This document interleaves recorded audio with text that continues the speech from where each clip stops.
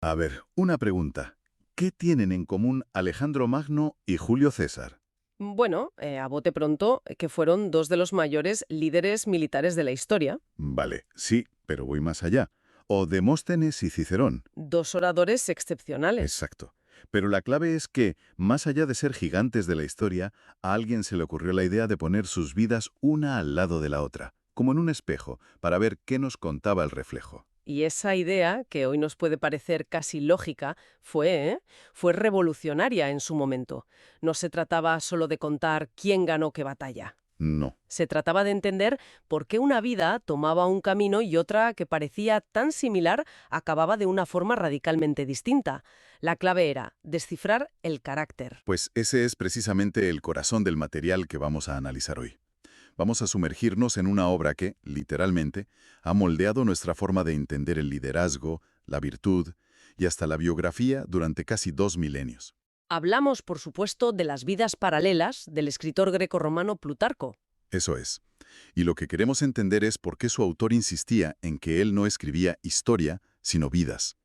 Queremos ver cómo ese método de comparación se convirtió en una herramienta brutal para explorar la naturaleza humana. Y también seguirle la pista, ¿no?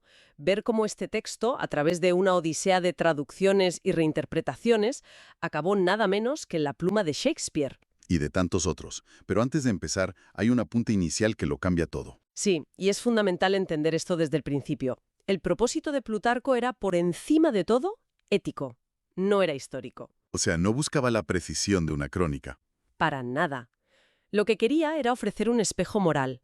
Un espejo para que cualquiera, al leer esas vidas, pudiera examinar la suya propia.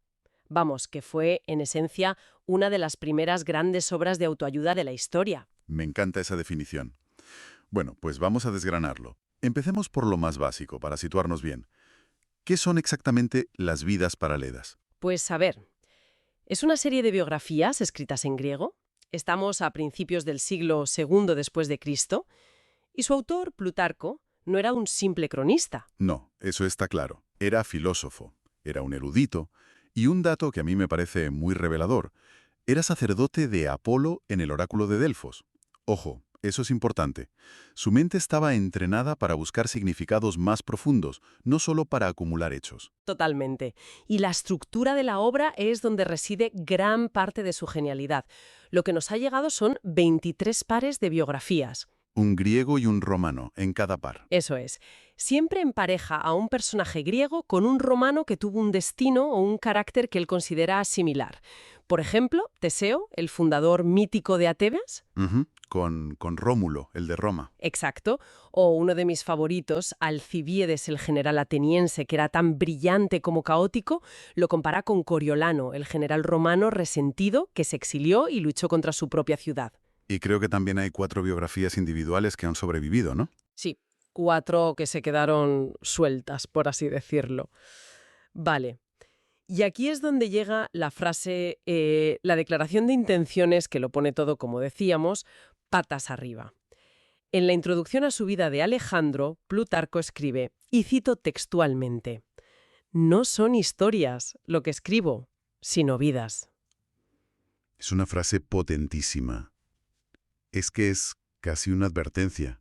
Te está diciendo el propio autor, desde la primera página, cuidado, no te fíes al 100% de los datos que te voy a dar. Más que una advertencia, yo lo veo como una clave de lectura. Te está diciendo, oye, no busques aquí un registro exhaustivo de acontecimientos políticos o militares, Claro. porque no es eso lo que me interesa. Lo que a él le fascina es la anécdota que lo revela todo, el comentario casual, ese pequeño gesto que de repente te destapa el alma de una persona.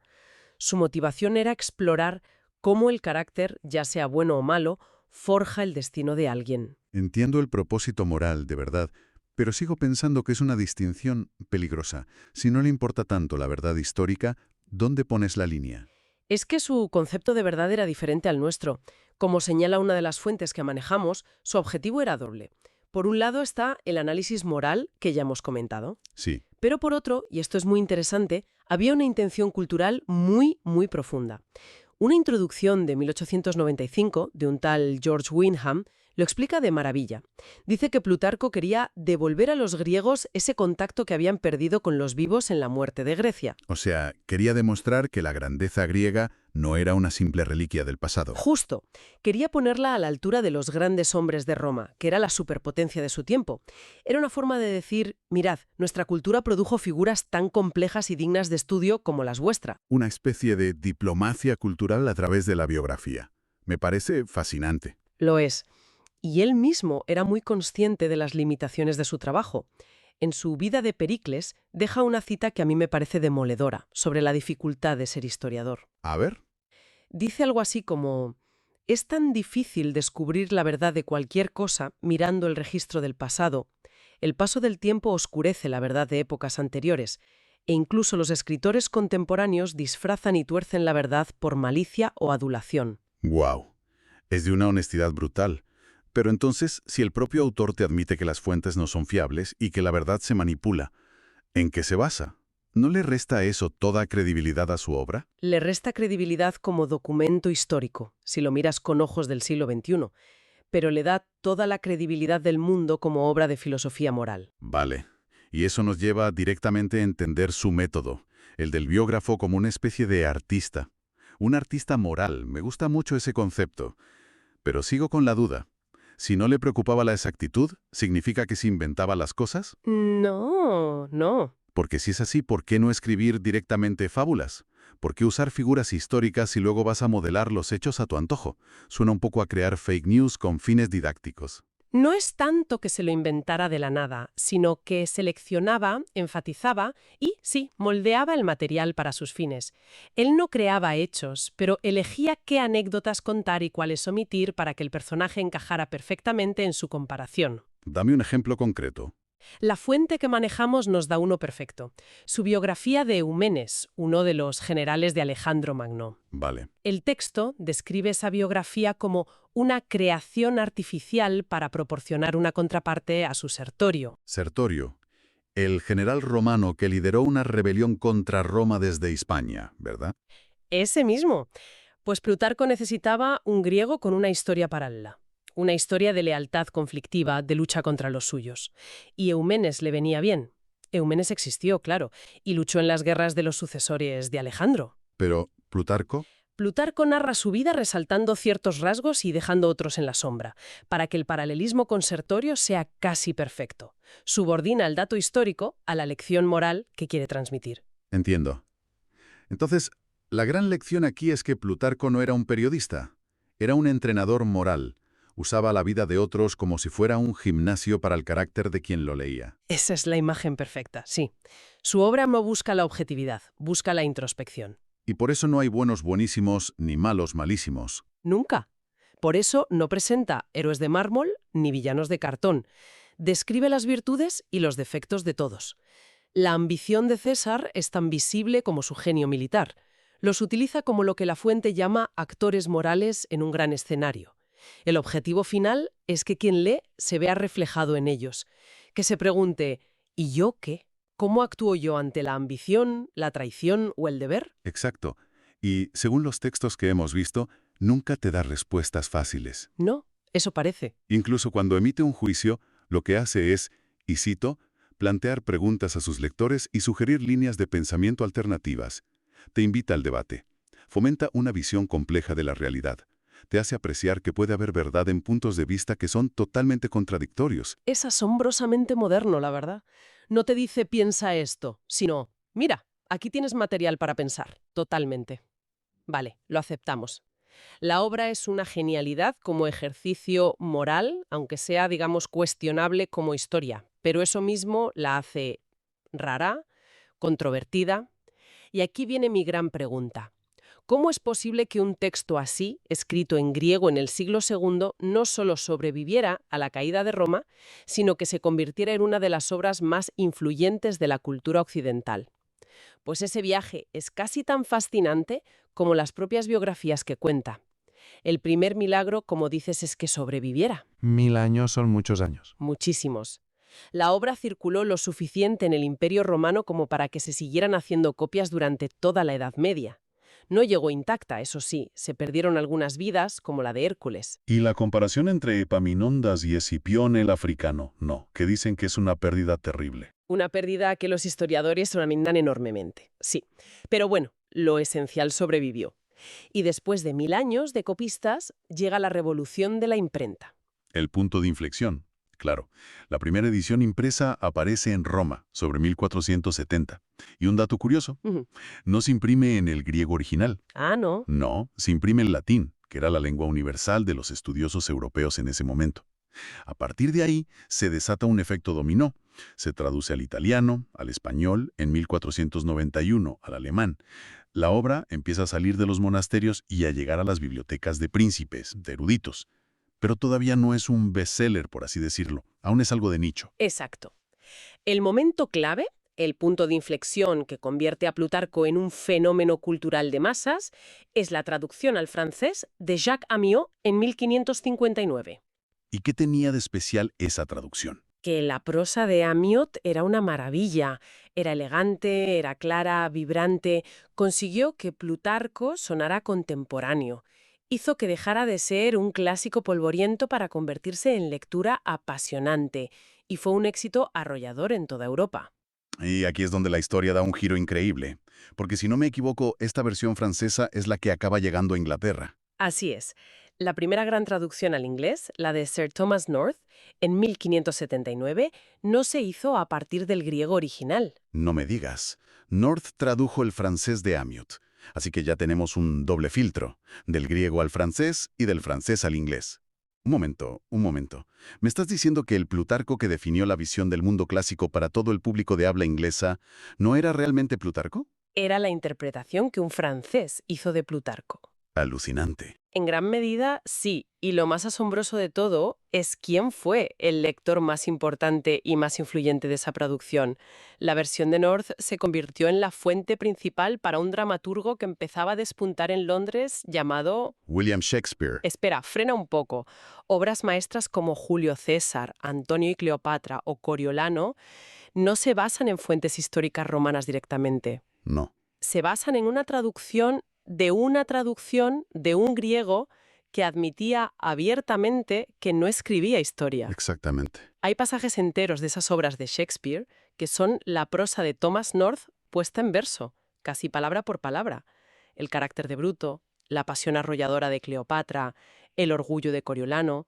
Todo eso fue moldeado por la visión de Plutarco, filtrada por la elegancia de Amyot y servida en bandeja de plata por North. La historia de la literatura occidental habría sido muy diferente sin esa cadena de traducciones. Es increíble.